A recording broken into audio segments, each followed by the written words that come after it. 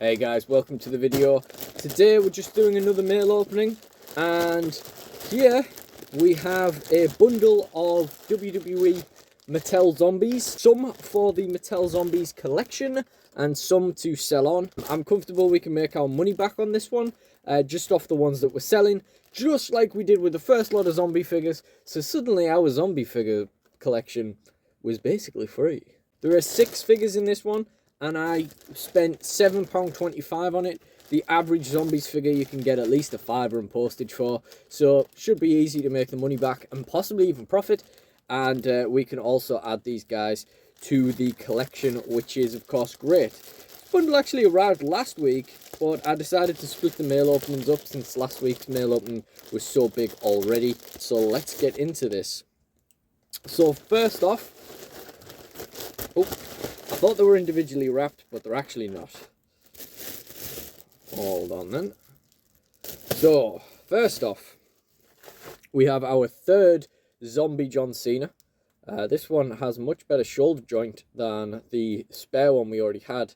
And I was going to keep hold of the spare one to basically fill in the background when there's like a zombie horde, you know, it just makes there a few more bodies in there. But yeah, you know, probably don't need 2, but we'll see how it goes. Definitely probably don't need 2 Triple H's, because obviously it's just a much less generic body than the John Cena. Still frightening looking thing this. We'll compare this with the one we already have, keep the one that is in better condition and sell the other one on.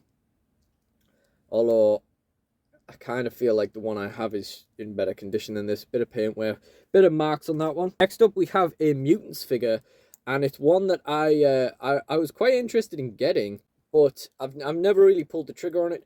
And it was basically to use this Cody Rhodes, where he's an alien, as Megamind, that Chris Jericho in his scientist gimmick accidentally sort of created, trying to help Cody Rhodes, and then this led to Cody being Megamind and kind of, you know, feuding with him in that sort of state. So it's kind of just a really stupid idea I had for DSW Science, really. And yeah, we got this in the bundle, so we'll hold on to it for now. And yeah, next we have some of the zombies that are staying with us. First of all, we have this zombie Undertaker. He actually has a look of Paul Bearer in that one. He's much less creepy than the Mutants figure with the big bat mask thing. That is horrific to look at. Absolutely one of the most hideous action figures ever made.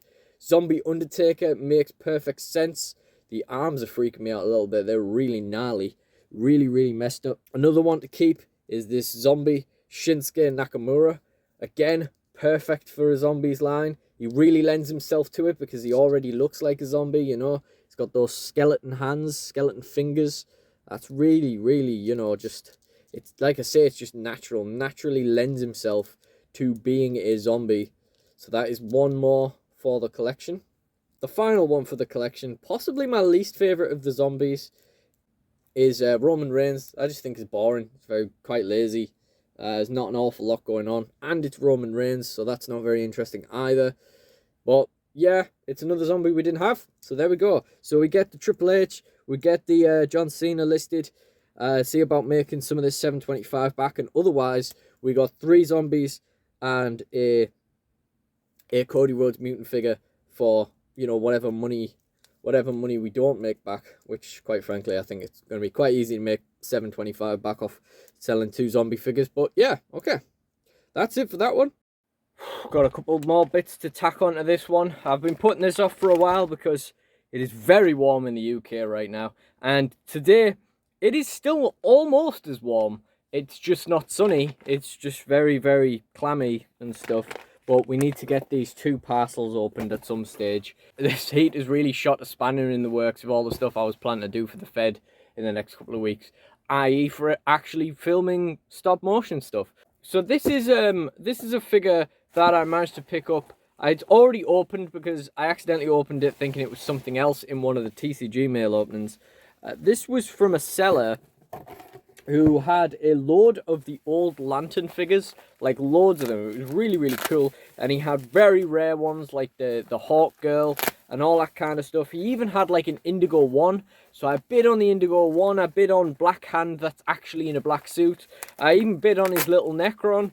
I bid on Hawk Girl, obviously, bid on all the Black Lanterns. But in the end, the only one we won was this, which is the Black Lantern Flash, which is also quite rare.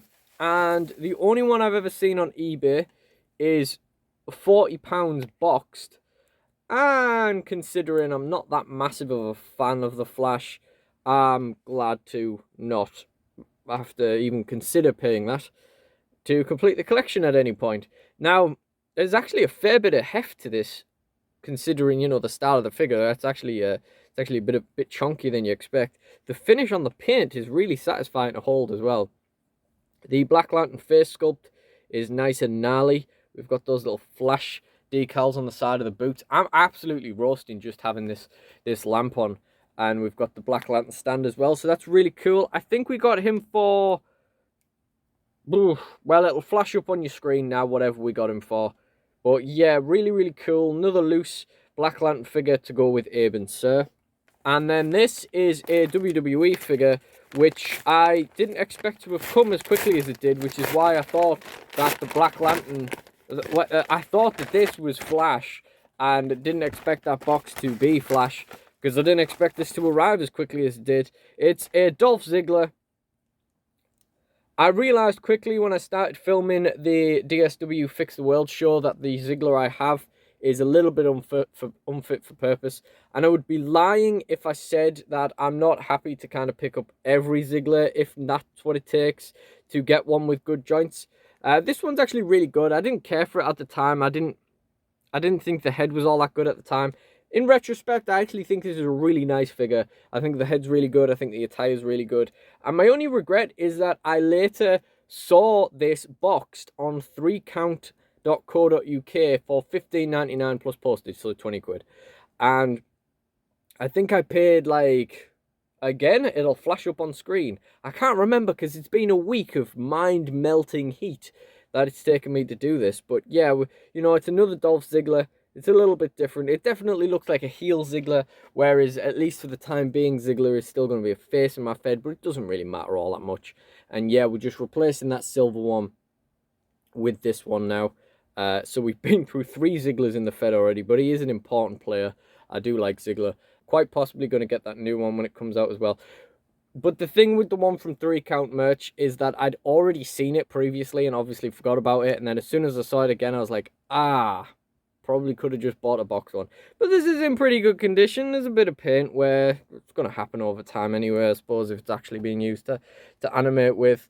So it's alright. It's mostly on the jacket, it seems.